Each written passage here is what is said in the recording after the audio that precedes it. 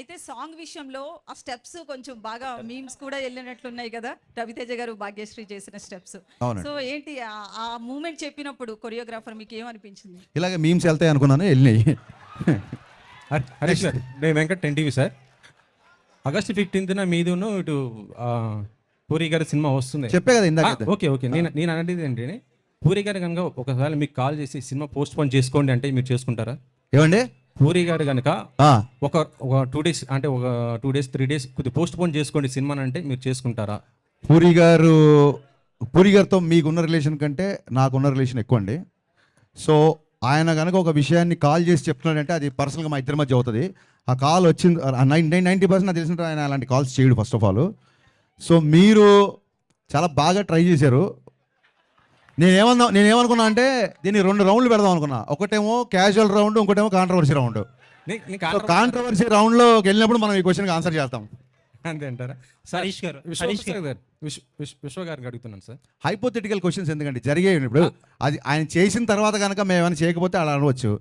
ఆయన్ని కాల్ చేస్తాడా అని అంత పెద్ద డైరెక్టర్ని మీరు పోస్ట్పోన్ చేసుకుని ఆయన అడుగుతాడా? మీరు ఆయన అవమానించినట్టు కదా ఇలా క్వశ్చన్ వేస్తే. నేను ఆయన అవమానించలేదు సార్, అంటే ఇంటర్నల్గా జరుగుతుంటాయి కదా సార్ మన సినిమాల గురించి. హరీష్ అడగొద్దండి, తప్పు. నన్ను అడగండి.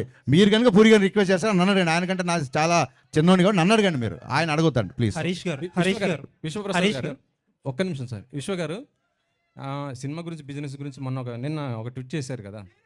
సినిమా అదే బిజినెస్ అనేది కొద్దిగా ఇంటర్నల్ ఇష్యూస్ అవి బయట పెట్టకూడదు, మాట్లాడకూడదు అన్నారు. మీ నైజాం రైట్స్ వాటి గురించి పెట్టారు కదా మీరు. అంటే నాకు వచ్చింది సార్. కానీ ఈ మధ్యలో జర్నలిజం ఇన్వెస్టిగేటివ్ జర్నలిజం అయిపోయిందండి. ఒక క్రిమినల్ ఇష్యూకి మీరు ఇన్వెస్టిగేటివ్ జర్నలిజం చేసి బయట పెట్టడం వేరు, ఒక ప్రైవేట్ బిజినెస్లో ఇన్వెస్టిగేటివ్ యాటిట్యూడ్ వేరు. సో అలాంటివి చేయొద్దని పెట్టినానండి. అంటే నేను అనేది ఏంటంటే ప్రతి ఒక్కరు కూడా సినిమా రిలీజ్ అయిన తర్వాత కలెక్షన్స్ ఏమంటే చెప్పేస్తున్నారు, పెడుతున్నారు. మా సినిమా ఇన్ని కోట్లు కలెక్ట్ చేసిందనేసి. మొన్న కల్కి ప్రభాస్ గారే దాదాపు 1100 కోట్లు వసూలు చేసిందని ఆయన గర్వంగా చెప్పారు కదా. అది పబ్లిక్ ఇన్ఫర్మేషన్ అండి. అదే సార్, అంటే మా డీల్ గురించి పెడుతున్నారు. మా డీల్ తెలియదు కదా మీకు. డీల్ గురించి కాదు సార్, బిజినెస్ గురించి చెప్పుకోవచ్చు. మీరు మా బిజినెస్ ఇంకా మేము ఏ రేటు క్లోజ్ చేసామో తెలియదు, ఏ ఏరియా క్లోజ్ చేసామో తెలియదు, మేము ఎంత చేయాలనుకున్నామో చెప్పకూడదు కదా. ట్రాన్సాక్షన్ ఇద్దరి మధ్య జరిగినప్పుడు ఒక్కళ్ళ ఇన్ఫర్మేషనే పెట్టొద్దు అనేది అంత తప్ప మీరు ఎందుకు పెట్టారని క్వశ్చన్ చేయాలి. మళ్ళీ ట్వీట్ చదవండి. మీరు ఎందుకు పెట్టారని అడగట్లా. అండ్ మీరు అన్నారు ప్రొడ్యూసర్స్ కలెక్షన్ చెప్తున్నారు, అది పార్ట్ ఆఫ్ పబ్లిసిటీ. పోస్టర్ మీద వేస్తున్నారు. అది ఈయన ఏమన్నా పెద్ద మాకు పోస్టే చేశాడా, ఇంత కంపేర్ ఫ్యాన్సీ రేట్ అని వేయలేదు కదా. సో ఇద్దరి మధ్య ట్రాన్సాక్షన్ జరిగినప్పుడు ఒక్కళ్ళ మాటని ఎందుకు గట్టి పట్టుకుంటారు అన్నది అక్కడ రైజ్ లీక్ చేసినందుకు కాదు మ్యాటర్ అక్కడ. హరీష్ గారు సార్ హలో అండి. హరీష్ గారు, లాస్ట్ 2 weeks దాకా ఒక క్యాప్షన్ వాడారు మీరు, నాతో సునా హోగా అని చెప్పి. క్యాప్షన్ మార్చారు. ఏదన్నా క్యాప్షన్ మాకు తెలిసి వేరే కాపీరైట్ ఇష్యూ ఏదో వచ్చిందండి. ఇంకో సినిమాకి ఏదో వాడతారని తెలిసింది, దాంతో ఈ క్యాప్షన్ పెట్టాల్సి వచ్చింది. ఓకే. ఇంకొక క్వశ్చన్ ఏంటంటే, సోషల్ మీడియాలో చాలా యాక్టివ్గా ఉండే డైరెక్టర్స్లో మీరు ఒకళ్ళు. బట్ చాలా మంది ఏమంటారంటే హరీష్ గారి ఫాలోవర్స్ కంటే కూడా ఆయన బ్లాక్ చేసిన మెంబర్సే ఎక్కువ అంటారు. మీరు అంటే సోషల్ మీడియా హేట్ కానీ, సోషల్ మీడియా ట్రోలింగ్ కానీ ఎందుకంత సీరియస్గా తీసుకుంటారు? నేను సీరియస్గా తీసుకుంటే సోషల్ మీడియాలో యాక్టివ్గా అనుకుంటాను. ఒకవేళ నేను సీరియస్గా తీసుకుంటే అంటే హట్ అయితేనే కదా మీరు బ్లాక్ చేస్తారు. కాదండి, అన్నెసెసరీ డిస్టర్బెన్స్. ఇప్పుడు అడ్వర్టైజ్మెంట్ వచ్చినప్పుడు ఛానల్ మారుస్తే అడ్వర్టైజ్మెంట్ మీరు హేట్ చేసినట్టు కాదు, ఆ టైంకి అది వద్దు అనుకుంటున్నట్టు, అది ఒక డీవియేషన్ అనుకుంటున్నట్టు. సో అది వాళ్ళు ఏదో హట్ అయిపోయి బ్లాక్ చేసినట్టు కాదు. అండ్ ఇంకోటి, ఖచ్చితంగా కొన్నిసార్లు హట్ అయి బ్లాక్ చేసి ఉంటాయి. ఎప్పుడైతే బూతులు మాడతారో అప్పుడు ఖచ్చితంగా బ్లాక్ చేస్తాను, ఖచ్చితంగా హట్ అవుతాను. ఓకే అండి, all the best for the film. Thank you. Harish గారు, కంటెంట్ పరంగా 90s లో సినిమా కదా, ఆయన విశ్వ గారిని అడుగుతున్నారు అయిపోయి. విశ్వప్రసాద్ గారు సార్, చాలా రిపీటెడ్గా ఇండస్ట్రీలో జరుగుతున్న ఒక డిస్కషన్, ఇందాక హరీష్ గారు కూడా మెన్షన్ చేశారు, ఓటీటీ వాళ్ళ ఆబ్లిగేషన్తో మార్చిన డేటో, పెట్టుకున్న డేటో సంథింగ్. ఏంటి అంటే చాలా చోట్ల డిస్కషన్ జరుగుతుంది, OTTs are arm twisting the producers to release on certain date అని చెప్పి. అంటే holidays can drive a movie అన్నట్టు ఓటీటీస్ కూడా ఒక షెడ్యూల్ ఉంటుంది. ఆ schedule can drive a business. So మన బిజినెస్ ప్రకారం సినిమాని రిలీజ్ చేస్తాం. అంటే ఆర్మ్ ట్విస్టింగ్ చేస్తున్నారు చాలా మంది ప్రొడ్యూసర్స్ని. ఇట్ కెన్ బి విశ్వప్రసాద్ గారిని కాకపోవచ్చు, అవ్వచ్చు కూడా, ఎందుకంటే యువర్ బిగ్ ప్రొడక్షన్ హౌస్. వాళ్ళకు షెడ్యూల్ ఉంటుంది, ఆ షెడ్యూల్కి ఇన్ని మూవీస్ అని తీసుకోగలరు. మనం దానిలో వెళ్ళగలమా లేదా అనేది. బట్ ఎప్పుడన్నా కౌంటర్ ప్రొడక్టివ్ అవుతుందా ఇలాంటి డెసిషన్స్ వల్ల? అంటే మీకు అదే చెప్తున్నాను, ఇలాంటి ఆప్షన్స్ వల్ల. హాలిడేస్గా సినిమాలు రిలీజ్ చేయాలంటే కొన్ని వస్తాయి. సో మన బిజినెస్ ప్రకారం విల్ ప్లాన్, అంటే- కొన్ని ఓటీటీస్ని బేస్ చేసుకొని ప్లాన్ చేస్తాము, కొన్ని థియేట్రికల్ బేస్ చేసుకొని చేస్తాము, కొన్ని కాంబినేషన్తో చేస్తాము.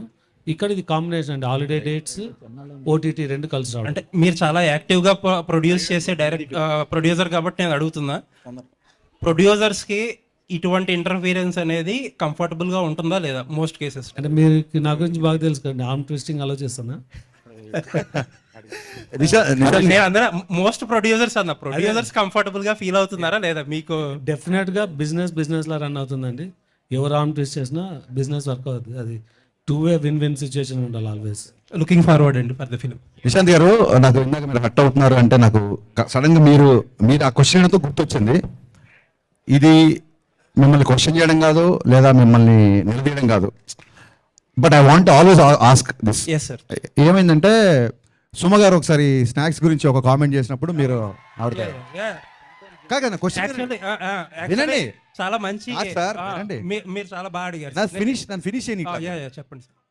సో డెఫినెట్గా, ఎందుకంటే మీరు అడగడం తప్ప మీరు క్వశ్చన్ వెళ్ళే వాళ్ళు మీకు ఎక్స్పీరియన్స్ ఉండదు కాబట్టి మీరు మధ్యలో కట్ చేస్తున్నారు. Yeah. ఒకసారి పూర్తిగా వినండి. Okay sir. సుమ గారు స్నాక్స్ గురించి కామెంట్ చేసినప్పుడు మీరు హట్ అయ్యారు. అవును sir. So I appreciate that.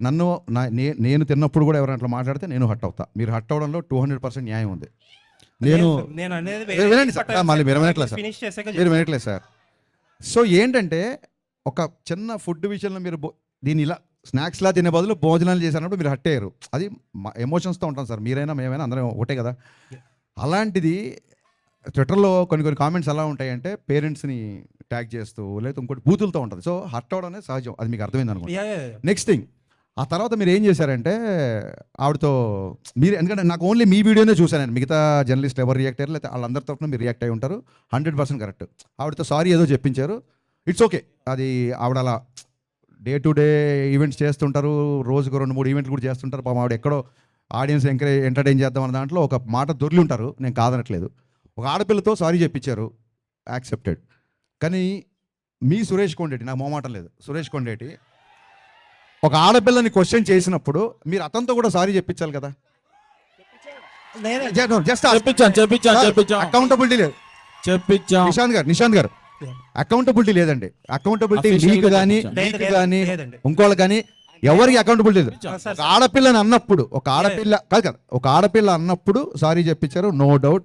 ఒక ఆడపిల్లని అన్నప్పుడు కూడా సారీ చెప్పించాలి కదా సురేష్ కొండేటితో మీరు. అవునండి, నేను చెప్తాను. ఒకటి 2 things. ఐఎమ్ డన్ అండి, నేను మధ్యలో కట్ చేయను, మీరు చెప్పండి. నేను 2 things అని చెప్పేది. ఫస్ట్ ఆఫ్ ఆల్, సుమగారు ఆ వేళ నన్ను అనలేదు, ఎందుకంటే I came very late to the event and ఆ రోజు నేను ఫాస్టింగ్లో ఉన్నా. But that secondary. బట్ నేనేంటంటే ఒక 150 మెంబర్స్ ఆఫ్ మీడియా పర్సన్స్ని వాళ్ళ తరపున మాట్లాడా. సరే, రైట్ రాంగ్ అనేది సబ్జెక్టివ్, అది ఎవరు తీసుకునేది వాళ్ళది. అండ్ ఇంకొకటి, సుమగారిని సారీ ఈ రోజు కూడా సుమగారు అని అంటాను, ఆ రోజు అదే అన్నాను. అవునండి, ఆవిడ మీద ఎప్పుడూ రెస్పెక్ట్ ఉంటుంది. అండ్ ఆవిడ ఆ ఇన్సిడెంట్ తర్వాత ఆవిడతో మాట్లాడడానికి ఆ టాపిక్ గురించి ఎప్పుడూ ట్రై చేయాల. నాకు తెలిసి అయితే ఎవరో మరి ఆవిడ చేత సారీ ఎవరు చెప్పి అది కరెక్ట్ అంటున్నా. ఇంకొకటి ఏంటంటే, మీరు ఇంకొకటి ఏదో ఒక జర్నలిస్ట్ గురించి నేను పేరు చెప్పడం మొహమాటం లేదండి, నేను చెప్తాను సురేష్ కొండేటి చెప్తున్నారు. మీకు తెలుసో లేదో నేను ఆయనకి చెప్పే, ఆయన సీనియర్ కాబట్టి నేను చెప్పకూడదు కానీ, బట్ ఐ థింక్ సో ఇప్పుడు ఆల్రెడీ అసోసియేషన్స్ ఉన్నాయి, దానికి తగ్గట్టు కొన్ని స్టెప్స్ అయితే తీసుకున్నారు కూడా. Thank you for your patience అండి. Thank you so much.